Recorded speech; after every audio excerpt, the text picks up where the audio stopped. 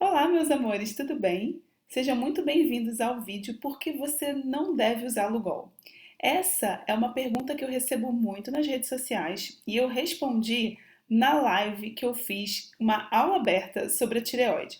Então eu vou passar para vocês agora um trechinho dessa live e se você quiser assistir a live completa, dá uma clicada no link que está na descrição desse vídeo.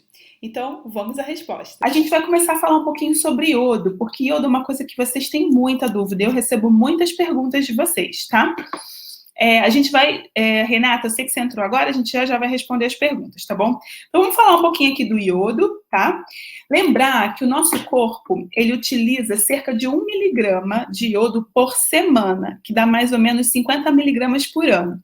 Isso dá uma média de necessidade por dia de 0,15 miligramas. E vocês já vão entender por que eu estou falando em números aqui, tá? 0,15 miligramas por dia significa 150 microgramas, tá? E essa captação de iodo pela tireoide, ela é estimulada pelo TSH, que é aquele hormônio produzido lá na hipófise que comanda a tireoide, e ela é reduzida por inflamação, por alguns medicamentos e pelo próprio iodo. E eu quero que vocês guardem bem essa informação, porque isso vai ser importante quando a gente for falar de suplementação de iodo, tá? Então, só para a gente destacar aqui, se você está muito doente, se você está muito inflamado, a sua tireoide para de captar iodo, porque isso é uma reação de defesa, isso é uma reação normal do corpo, certo? Alguns medicamentos também impedem essa captação, algumas substâncias impedem essa captação e a gente vai falar um pouquinho sobre isso, tá? E o próprio iodo são mecanismos de autorregulação que eu vou falar já. E aí, o quanto que a gente precisa de iodo por dia, né? Então, eu falei que a média é 150, mas existem tabelas que são utilizadas, principalmente tabelas internacionais, e que dizem pra gente, dependendo da idade, dependendo do sexo e dependendo se essa mulher, por exemplo, tá ou não gestante ou amamentando, tá? Então, a necessidade de iodo, ela vai variar, olha que legal, meus amores, dependendo da idade, dependendo do sexo, dependendo da fase da vida. Então, a necessidade de iodo, ela também não é igual ao longo do tempo. Por isso que a gente não pode indicar na internet uma dose para todo mundo, porque a gente não sabe quem são as pessoas que estão aí do outro lado, certo, meus amores? Então, tem várias perguntas interessantes, eu tô amando, gente, eu tô vendo tudo, daqui a pouco eu vou voltar nas perguntinhas de vocês, tá? Mas vamos dar sequência aqui, porque eu quero que vocês entendam esses números, principalmente, estão relembrando, né, a necessidade média é de 0,15, mas isso vai variar de acordo com sexo, idade e fase da vida, tá? Isso vai ser importante quando a gente fala de deficiência de iodo, que é uma coisa que as pessoas têm falado muito na internet, nas redes sociais. Então, o nome que a gente dá, o nome técnico, para quem é dos curiosos, né, da deficiência de iodo, é o que a gente chama de bócio endêmico, ou que era antigamente conhecido como cretinismo, tá? E essa doença era uma doença que atingia níveis endêmicos no Brasil, era uma coisa que era muito difundida. Tanto que na década de 50 se promulgou uma lei que obrigava a toda produtora de sal colocar iodo no sal. Por que no sal? Porque o sal, ele é um alimento universal, né? E desde que essa política entrou em vigor, lá pela década de 60, 70, a gente conseguiu erradicar o bócio endêmico no Brasil, tá? Então, o sal de cozinha no Brasil, até 2013, ele continha de 20 a 60 miligramas de iodo por quilo de sal. E aí a gente começou a perceber que começou a acontecer um efeito contrário, porque a população deixou de ter carência de iodo e ela passou a ter excesso de iodo. E o excesso de iodo, ele traz problemas também para o funcionamento dessa tireoide.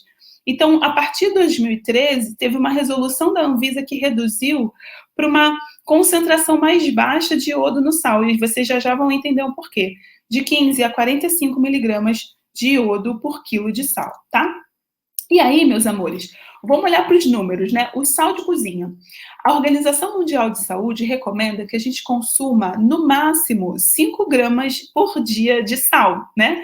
E se a gente for usar a concentração anterior, isso dá em torno de 300 microgramas de iodo, que é mais do que qualquer pessoa precisa, inclusive mais do que gestante, mais do que lactante. Com as concentrações mais baixas, em torno de 20 a 45, né? Se você consome aquilo que é recomendado pela OMS, você tem uma ingesta de 100 a 225 microgramas de iodo por dia, que está perto dos 150 que a gente precisa. Só que o consumo médio de sal do brasileiro é mais do que o dobro do que recomenda a OMS, né? Em torno de 12 gramas por dia. Então, a chance de um brasileiro médio que consome essa média de 12 gramas de sal por dia ter deficiência de iodo é muito pequena, porque olha a concentração, né? 12 gramas de sal vão ter mais ou menos de 240 a 720 microgramas de iodo, que é mais do que o dobro, o triplo, 4 vezes mais aquilo que o nosso corpo precisa para funcionar. Entendeu, meus amores? Então, eu quero que vocês olhem bem para esses números, principalmente quando a gente for falar dos mitos relacionados ao iodo, e eu já vou falar sobre ele, tá? Então, só para a gente fechar, o consumo de sal nas quantidades habituais, que é a recomendada pela Organização Mundial de Saúde, garante a necessidade diária, inclusive, dependendo da concentração, pode até ser excessivo. Então, é muito difícil alguém que consuma sal ter deficiência de iodo, tá bom, meus amores? Então, vamos lá, vamos seguir, né?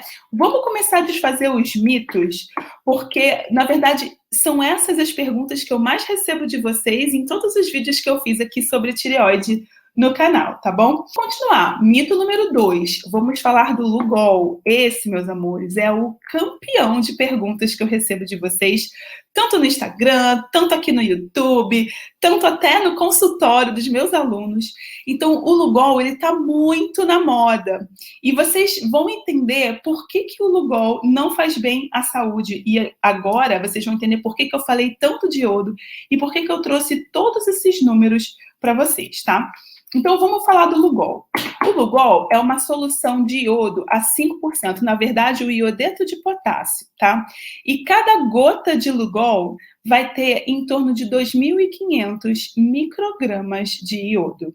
Lembra que a necessidade diária é 150 microgramas? Ou seja, uma gota de Lugol tem 15 vezes a quantidade diária recomendada. E a gente já viu que o excesso de iodo ele faz mal para a tireoide.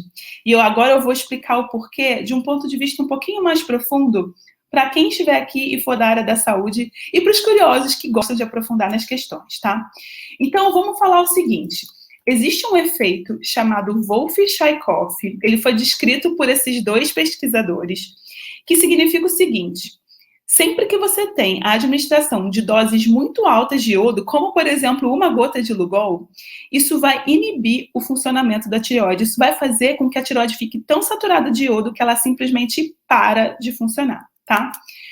Por outro lado, a gente tem um outro efeito chamado efeito Jod-Basedow, que ele é o hipertiroidismo induzido por iodo, ou seja, doses altas de iodo de forma crônica, né, de forma prolongada, podem levar ao indivíduo predisposto a desenvolver hipertiroidismo, que é o excesso da produção dos hormônios da tireoide. E foi exatamente por causa desse efeito que houve aquela mudança na política, né, de iodação do sal para uma redução de concentração, já que o brasileiro come sal demais e a gente estava aumentando muito a incidência do excesso de função da tireoide, né, do hipertiroidismo. Tá?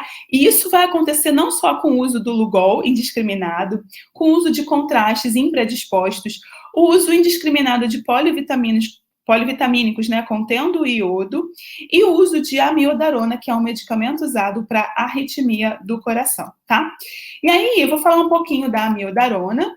A amiodarona, então, ela é um medicamento usado, então, para arritmia, e cada molécula de amiodarona possui 2 átomos de iodo. Então, um comprimido de amiodarona que tem 200 miligramas, ele tem 75 miligramas de iodo, ou 7.500 microgramas. Então, é muita, muita, muita quantidade. Ele equivale a 3 gotinhas de Lugol cada comprimido, né? E a disfunção de tireoide, ela acontece, então, em quase 1/4 dos pacientes em uso de amiodarona, tanto a tiroidite e o hipotiroidismo, né, por conta do efeito Wolff-Chaikoff, quanto pela tirotoxicose, pelo efeito Jod-Basedow. Só para vocês terem uma ideia do quanto que o excesso de iodo pode fazer mal para a tireoide, né? Então, para resumir, para quem não é da área da saúde, tá aqui comigo, tá? Altas doses de iodo de forma aguda, assim, de repente, efeito Wolff-Chaikoff, a tireoide para de funcionar. altas doses de iodo de forma crônica em pessoas predispostas, efeito de básido, levando ao hipertireoidismo, excesso de funcionamento da tireoide. E aí, para a gente fechar, meus amores, vamos falar um pouquinho de polêmica, né? Porque todo mundo está falando que tem que usar Lugol. E a gente já viu que não é bem assim. Então, a Sociedade Brasileira de Endocrinologia e Metabologia, a ASBEM, ela fez um posicionamento oficial, tá? Sobre o Lugol, dizendo que em regiões, né, onde a suplementação de iodo é recomendada, isso deve ser feito de acordo com os níveis recomendados pela OMS. A solução de Lugol não deve ser prescrita com o objetivo de suplementar iodo em nenhuma situação, porque os níveis que tem ali são níveis muito altos, tá? Então, essa é uma pergunta que eu recebo sempre e eu resolvi aprofundar ela aqui justamente para que vocês não tenham mais dúvidas, tá bom, meus amores?